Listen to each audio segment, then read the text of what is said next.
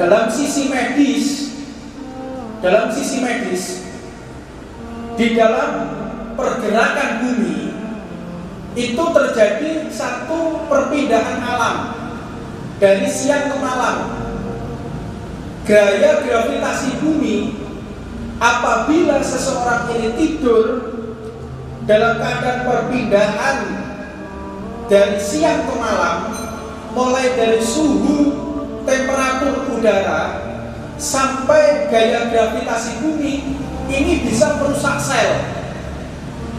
Kalau seseorang tidur, otomatis dia dekat dengan gravitasi bumi. Dia dekat dengan gravitasi bumi akan merusak sel. Terutama yang rusak adalah sel bagian otak. Kenapa sel bagian otak? Sebab sel bagian otak apabila tidur tidak dialiri dengan darah secara sempurna. Bismillahirrahmanirrahim. Dan satu riwayat Nabi Muhammad SAW ini senantiasa melaksanakan sholat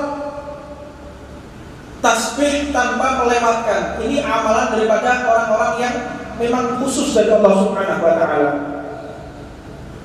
Kemudian banyak daripada amalan-amalan seseorang ini yang melaksanakan sholat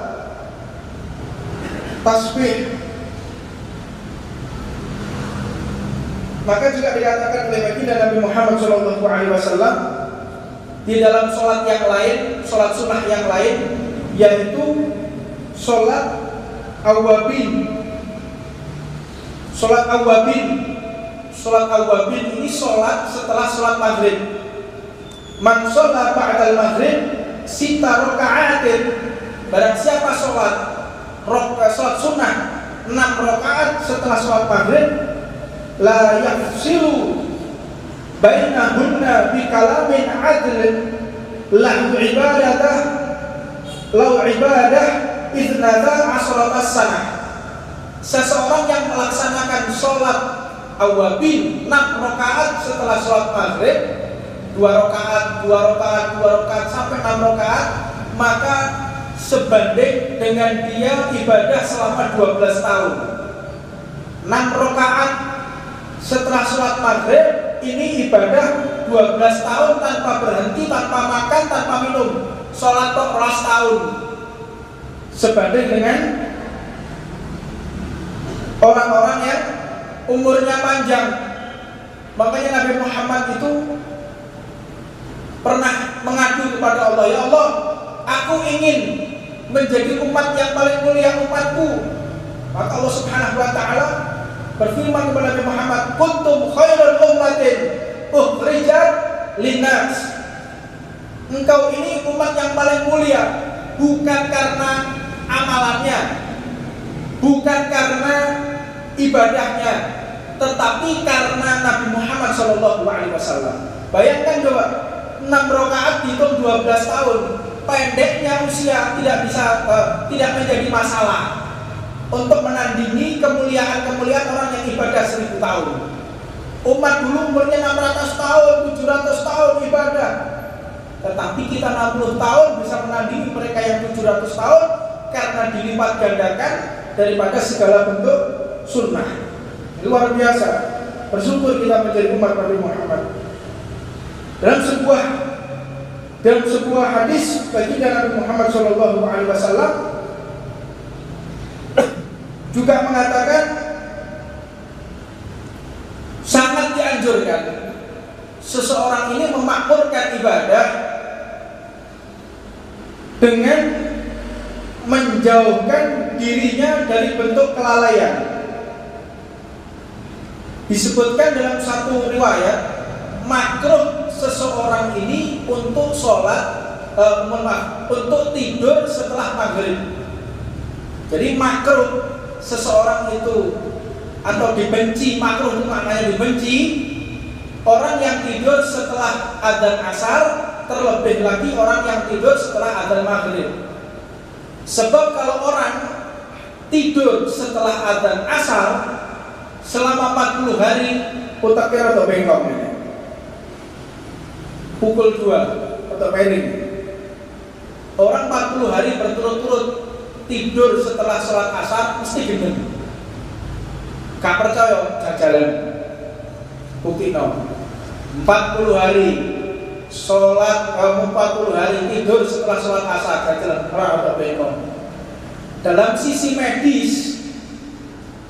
medis, di dalam pergerakan bumi itu terjadi satu perpindahan alam dari siang ke malam. Gaya gravitasi bumi apabila seseorang ini tidur dalam keadaan perpindahan dari siang ke malam, mulai dari suhu, temperatur udara sampai gaya gravitasi bumi, ini bisa merusak sel.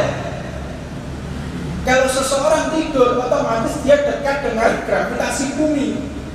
Dia dekat dengan gravitasi bumi akan merusak sel. Terutama yang rusak adalah sel bagian otak.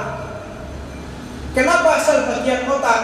Sebab sel bagian otak apabila tidur tidak dialiri dengan darah secara sempurna.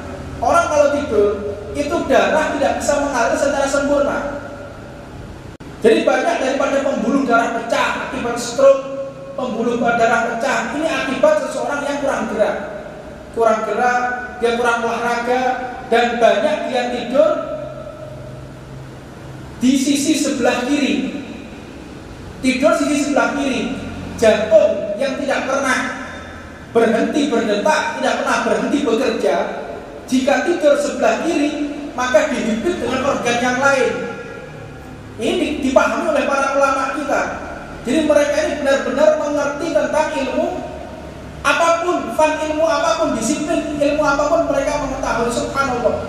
Maka kalau kita benar-benar mengikuti Al-Quran, mengikuti sunnah Nabi, maka kita akan lebih maju daripada ilmuwan manapun. Ini 1500 tahun yang lalu sudah diajarkan Nabi Muhammad. Jadi kalau tidur jangan sampai setelah maghrib, ada pun juga setelah asar, setelah asar dan setelah maghrib, jangan sampai seseorang itu tidur. Dan biasanya pintu-pintu ghaib yang bentuknya kafir, yaitu seperti santret, tenun, ini masuknya ketika waktu asar. Itu berjaga-jaga di depan rumah, masuk ke dalam tubuh seseorang atau masuk ke dalam rumah seseorang. Santet ini ketika pas maghrib surup, jadi wong ini surup, payah surup. Nah ini masuk. Lalu di dalam satu saran, beberapa ulama kita menyarankan setelah sholat maghrib, setelah adzan asar, hendaknya kita menutup jendela dan menutup pintu.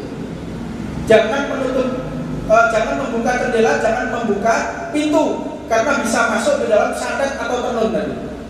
Kita harus disiplin, pintu kita harus tutup setelah sholat asar, bahaya.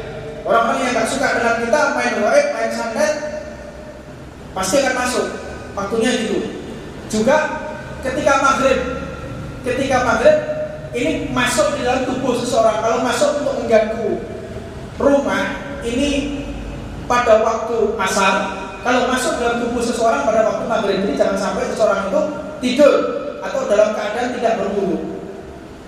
Nah, wajib kita jaga. Ini yang bisa saya sampaikan, mudah-mudahan manfaatnya. Karena waktu yang terbatas, sudah adzan Isya, mudah-mudahan ilmu ini diberkahi oleh Allah dan semakin kita dekat dengan Allah, dan dimaafkan segala kesalahan kita, dimaafkan segala kesalahan orang tua kita, dimaafkan segala kesalahan keluarga kita, anak cucu kita dimaafkan oleh Allah, dan ditinggikan kedudukannya oleh Allah Subhanahu wa taala. Rabbana atina fid dunya hasanah wa fil akhirati hasanah wa qina adzabannar. Wa 'ala man wa sayyidina Muhammad sallallahu alaihi wa sallam. Al-Fatihah.